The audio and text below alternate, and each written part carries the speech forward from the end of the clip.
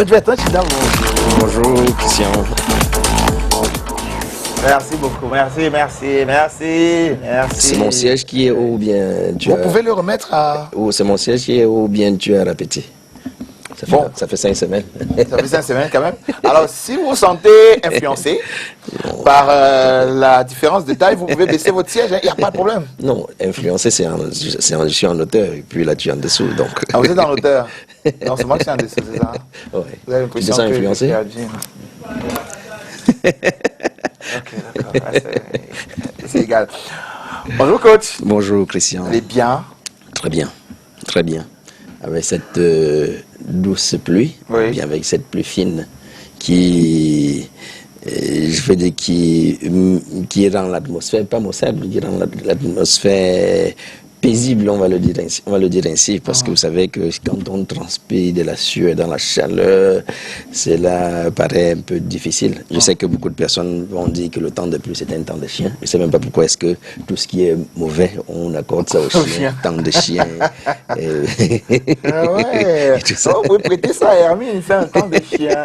Elle va peut-être nous rappeler ça, nous en dire un peu plus sur cette expression-là. Alors avec vous, on va... bien évidemment, savoir manager notre projet professionnel. Effectivement. Surtout, parce que vous nous avez toujours rappelé ici que on doit avoir un projet professionnel. Oui. Même quand on est employé chez quelqu'un. Oui, effectivement, on doit avoir son projet professionnel, même si que l'on soit employé chez quelqu'un ou pas. Il faut faire la différence, on fera la différence entre l'activité que nous exerçons ou bien le poste de responsabilité que nous avons avec notre projet professionnel. Parce que la semaine dernière, nous parlions de comment grandir dans la ligne hiérarchique. Dans la ligne hiérarchique peut juste être un élément de notre projet professionnel. Le projet professionnel, il est plus large et il concerne ce que nous faisons, il concerne également ce que nous ne faisons pas à l'instant.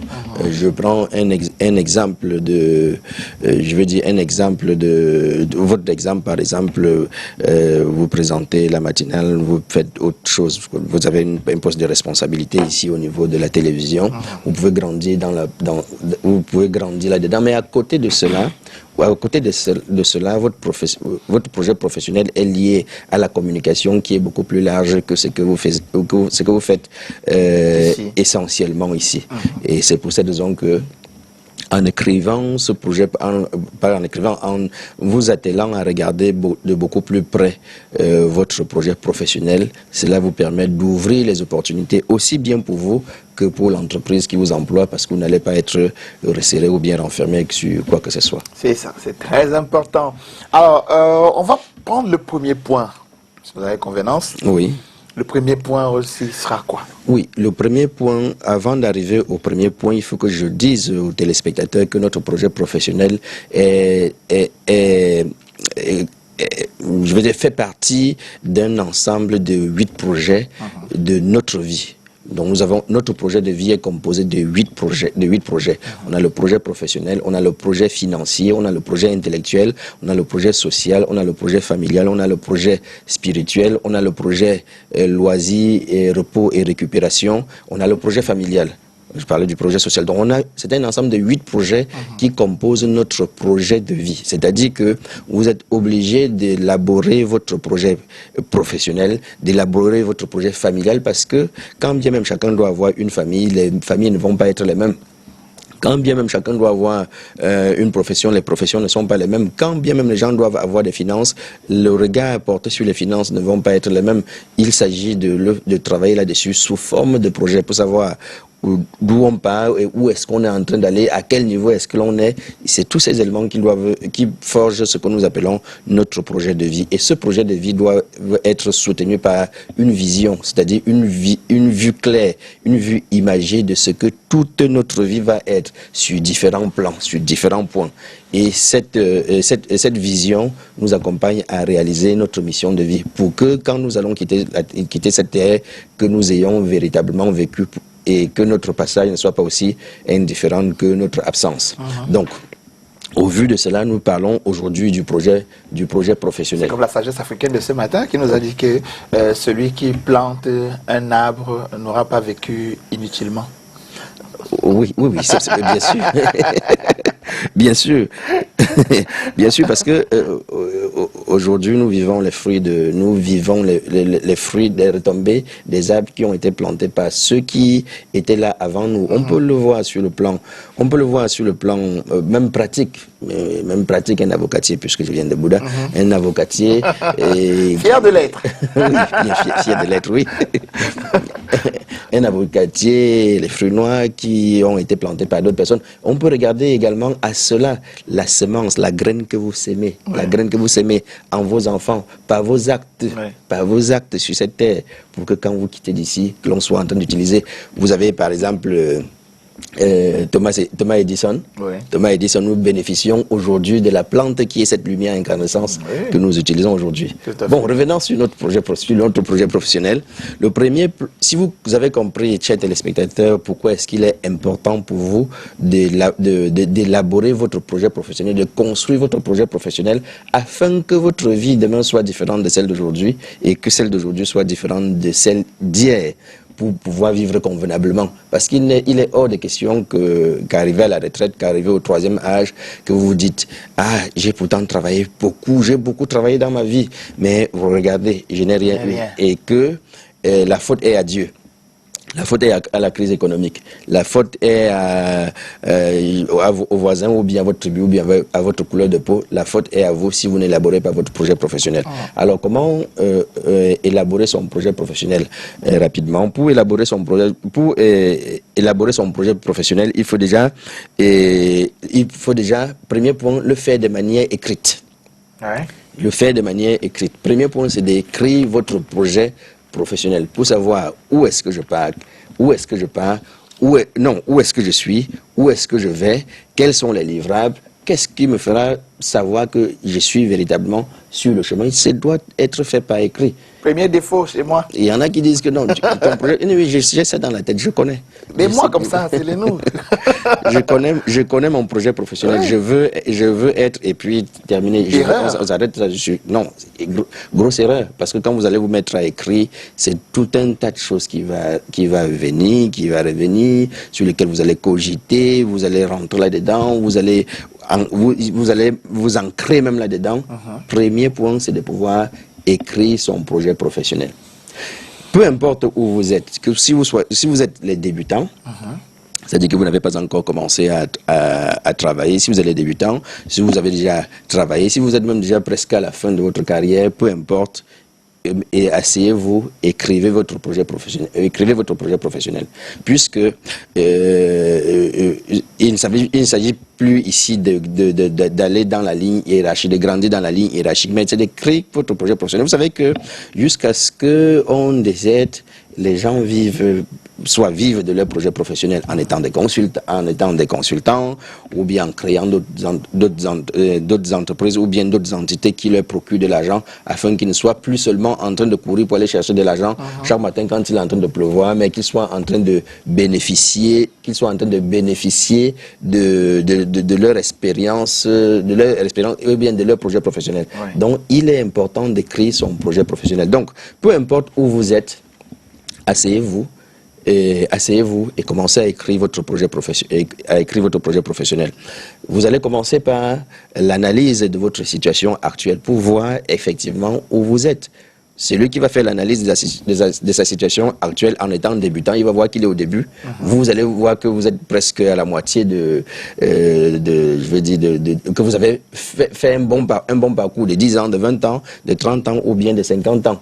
À l'analyse de votre situation actuelle et de la comprendre, et ensuite faire une orientation stratégique pour dire, ok, au vu de cette expérience que j'ai, au vu de telle autre expérience que j'ai, est-ce que je peux mettre cela ensemble pour que ça donne telle chose dans ce projet professionnel, et où est-ce que je suis en train de partir, quels sont mes plans. Voilà, donc vous voyez pourquoi est-ce qu'on doit pouvoir écrire ce projet professionnel. Donc le premier point, c'est de pouvoir écrire son projet professionnel. Alors vous nous conseillez peut-être d'avoir, comme il y a les bloc-notes aujourd'hui, bloc-notes dans les téléphones portables aujourd'hui, de pouvoir y mentionner 2-3 choses, peut-être nous souvenir de d'autres sur peut-être le chemin du travail ou dans un vol, pouvoir continuer à remplir simplement ou bien matérialiser comment? Oui, pour ceux qui sont Haïti, oui. Parce qu'il ne faut pas obliger, on ne va pas obliger ceux qui ne le sont pas à l'être. L'essentiel pour moi, c'est de l'écrire. Et je pourrais dire, pour mieux le faire, il faut le faire au Big Bleu, dans un bloc-notes écrit, et non juste taper après, parce qu'après, vous allez, à moins que ce ne soit dans un truc Google, que vous pouvez consulter à chaque fois, actualiser à chaque fois, même si vous perdez votre téléphone. Ce serait mieux de le mettre de façon écrite dans un bloc-notes physique. Okay. Voilà. on peut perdre notre bloc-notes. Oui. Bon, de toute façon, il faut l'écrire. Il faut l'écrire. Ce que je voulais dire, c'est que il ne faut pas que ce soit seulement dans votre esprit. C'est-à-dire que votre projet professionnel soit dans la tête. Ça ne marche pas quand c'est dans la tête. Et ensuite, quand on l'a écrit, on le partage avec le plus grand nombre de personnes de votre cercle d'influence. Je voulais dire de votre entourage, mais je précise de votre cercle d'influence. Vous l'avez écrit, la prochaine étape, c'est de le partager avec le plus grand nombre de personnes qui sont dans votre cercle d'influence. Vous savez déjà ce que c'est que le cercle d'influence, c'est-à-dire ceux que vous écoutez, ceux qui rentrent dans votre vie, ceux que vous maintenez dans la vie, dans votre vie, ceux qui vous influencent positivement. D'ailleurs que, ceux qui vous influencent positivement, vous devez avoir cette liste-là. Et je vous dis encore, c'est très important cette liste de personnes qui vous influencent positivement, que nous appelons votre cercle d'influence. Pour ceux qui sont des chrétiens, par exemple, vous avez vu ce que on dit Jésus-Christ est le... Bon, je laisse le il est Dieu, pour dire à sa venue sur la terre jusqu'à ses 33 ans, il s'est fait accompagner de 12 disciples. Donc chaque disciple avait quelque chose à faire dans sa vie. Donc vous devez en faire autant, il en avait 12. Donc si on le prend comme modèle aujourd'hui, je veux dire dans le christianisme, on doit également savoir que nous aussi, on devrait copier. Quand quelque chose est bon, on va copier on va copier cette chose-là. Et dans ces 12 disciples, ce n'était pas que ses frères, ce n'était pas que ses amis. Donc, il a choisi convenablement des personnes. Et d'ailleurs, même, à la fin de chaque année, vous devrez vous dire, ou bien au début de chaque année, vous devrez vous dire, si je dois inviter 12 personnes à ma fête, à la fête de l'excellente personne que j'ai été cette année, ce serait qui et qui. Et vous voyez qu'en posant la question sur ce serait qui, vous dites, mais si c'est Jean, il viendra faire quoi? Quelle a été son utilité? Si c'est pourquoi est-ce qu'il va être là? Il a été de quelle utilité? Ça vous permet de sélectionner votre cercle d'influence. Ce sont ceux-là qui aiment vous voir grandir. Et là, quand vous avez écrit votre projet professionnel, vous en parlez avec eux. Parce que de temps à autre, ils vont vous dire, mais tu m'avais dit que tu devais être footballeur et que tu travaillais à être un meilleur footballeur, mais je te vois plutôt en train de faire du basket. Est-ce qu'il y a un lien? Est-ce que tu peux m'expliquer? Oui, ça devient un peu comme des garde-fous qui vous recadrent, qui vous ressentent, qui vous ramènent à chaque fois que vous déroutez. Parce que si ça reste votre affaire à vous seul, vous n'allez jamais commencer. Et si vous commencez, vous êtes en train de vous égarer, de toute façon, c'est vous seul qui... C'est vrai en plus, parce qu'ils sont tous là à nous rappeler, mais le projet dont tu vas parler, c'est à quel niveau et tout ça. Donc voilà.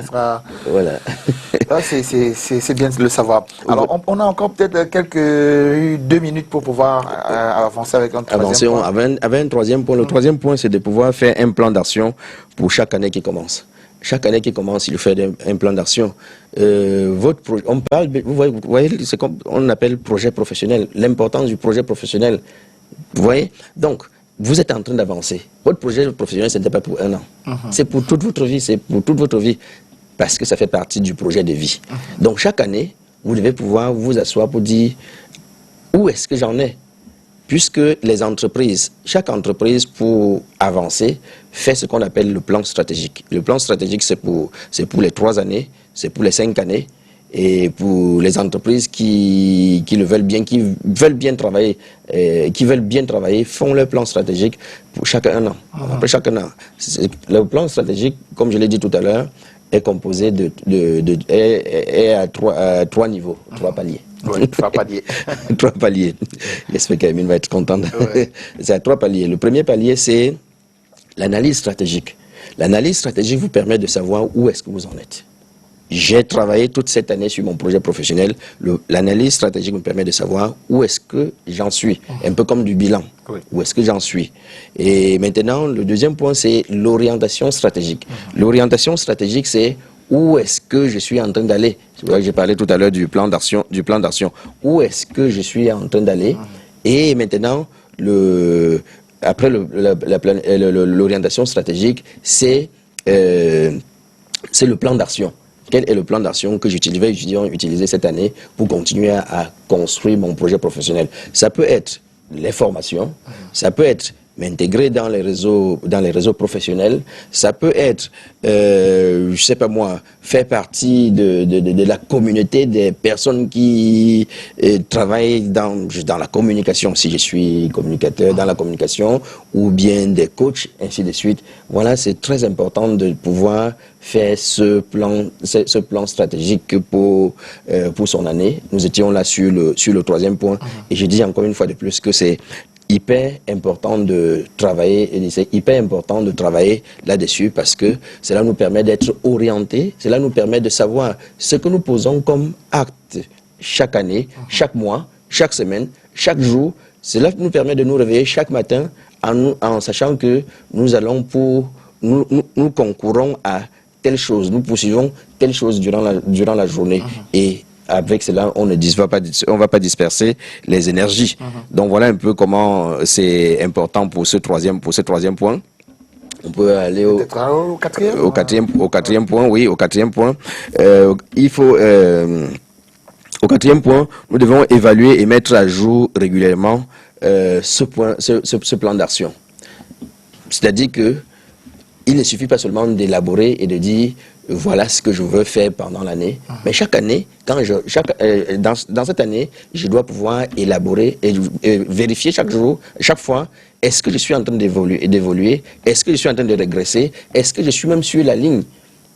Et ça, on peut le scinder par trimestre, par semestre, par mois, par semaine. Cela dépend si on est vraiment focalisé. Et je dis encore une fois de plus que si nous, en tant qu'êtres humains, nous ne sommes pas, nous ne sommes pas focalisés dans la réussite de notre projet professionnel, personne ne viendra réussir à notre place. Tout comme si nous ne sommes pas focalisés à réussir dans notre projet familial, personne ne laissera sa maison pour venir faire réussir la nôtre. Si nous ne sommes pas focalisés sur notre projet santé, personne ne laissera sa maison pour venir s'occuper de sa santé, de notre projet santé.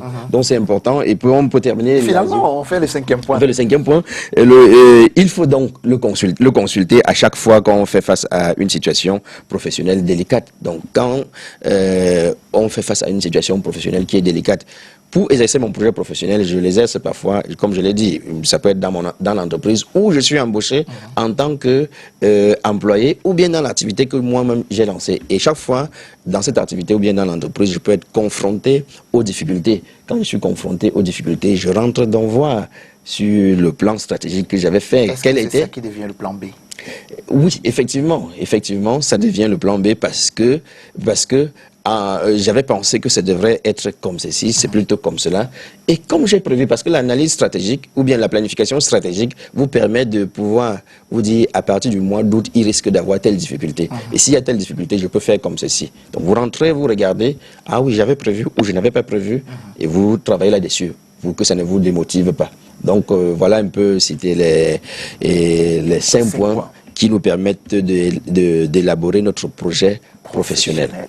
Et oui, merci beaucoup. Très professionnel, le coach Bertin Tinda aujourd'hui. Et vous pouvez maintenant, n'ayez pas l'impression que vous avez tout appris à travers le passage de coach Bertin Tinda sur le plateau aujourd'hui.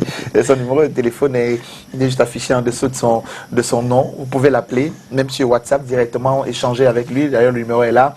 Et pouvoir discuter maintenant de tout cela dans l'élaboration beaucoup plus large. La mise en pratique. La mise en pratique de cela pour que vous puissiez réussir dans votre projet professionnel aujourd'hui. Oui, et je voudrais ajouter juste ajouter que la semaine, jusqu'ici, nous avons travaillé avec les employés. Vendredi, nous allons commencer avec les entrepreneurs. Oui. C'est-à-dire que ceux qui veulent entreprendre, on fait comment? Ça fait partie toujours du projet professionnel. D'accord. Puisque dans son projet professionnel, on peut être employé ou bien on peut être entrepreneur. Tout à fait. Voilà. Merci beaucoup, coach. Je vous en prie. Allez, on se retrouve donc vendredi, c'est l'instant coaching avec coach Bertin Chindal. On se retrouve demain pour une autre matinale dès 7h. N'oubliez pas, c'est le rendez-vous quotidien. Je vous souhaite de passer une bonne journée. Prenez soin de vous. Surtout, sortez couverts, restez bien au chaud. À demain.